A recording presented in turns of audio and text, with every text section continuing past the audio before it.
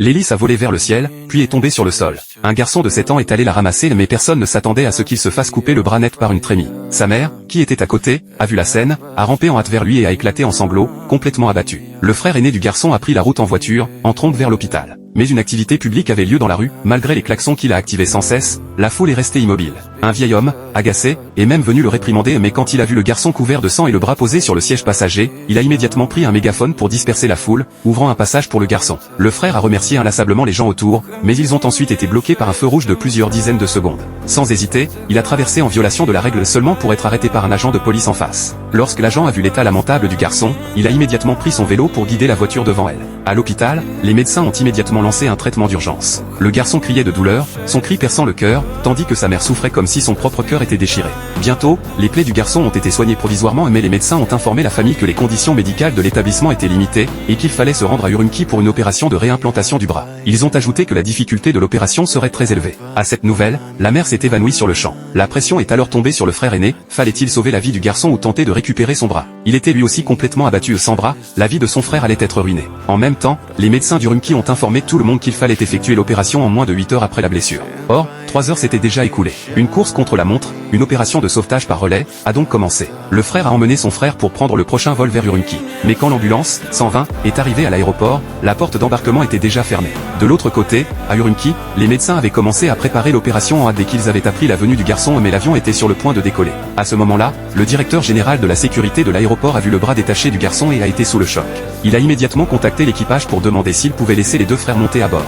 Lorsque China Southern Airlines a été informé de la situation du garçon blessé, l'entreprise a immédiatement ordonné à l'avion qui avait déjà commencé à rouler sur la piste de revenir à la porte d'embarquement, seulement pour gagner un peu de temps au garçon. Cependant, l'avion était plein, il fallait que 3 passagers descendent pour que le garçon et son frère puissent monter. Le chef de cabine a annoncé à haute voix qu'il cherchait des passagers dont le voyage n'était pas urgent, prêts à changer de vol pour aider le garçon. Plusieurs minutes sont passées, mais personne n'est descendu. Le frère aîné a consolé son frère, lui disant qu'il monterait bientôt dans l'avion. Peu après, une famille de 3 personnes est apparue à la sortie de l'avion, ils acceptaient de céder leur place au garçon. Ce moment a vraiment touché tout le monde présent.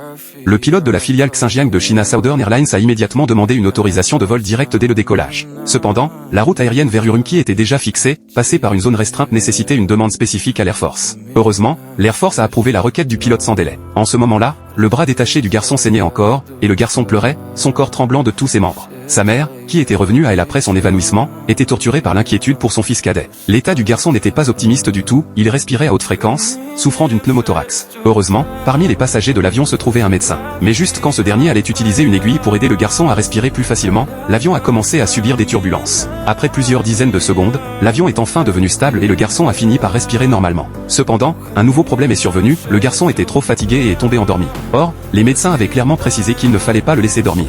Le chef de cabine a mis un dessin animé, mais le garçon n'a pas réagi et est resté endormi. À ce moment-là, un passager a pris le violon qu'il avait avec lui et a commencé à jouer, les autres passagers ont joint la voix, chantant ensemble. Finalement, le garçon a été réveillé par le son et a regagné conscience. L'avion était sur le point d'atterrir, et l'ambulance, 120, était déjà en place. Dès que le garçon a descendu de l'avion, il a été emmené en urgence vers l'hôpital. Il était déjà 14h, 2h de l'après-midi, et il restait seulement 1h30 pour l'opération de réimplantation du bras. 10 minutes plus tard, le garçon a été emmené dans la salle d'opération mais un incident inattendu est survenu, les signes vitaux du garçon sont devenus instables. Un médecin à côté a exprimé sa crainte, si on ne renonçait pas immédiatement à l'opération de réimplantation, il serait trop tard pour sauver la vie du garçon. Le médecin en chef a demandé 2 minutes supplémentaires et, par bonheur dans le malheur, le bras du garçon a finalement été réimplanté avec succès. Ce relais de sauvetage terrestre et aérien sur plus de 1400 km, cette tentative de défier les 8 heures pour créer un miracle de vie, a réussi. Ce garçon est brave et chanceux. Avoir été né en Chine, c'est un regret pour personne.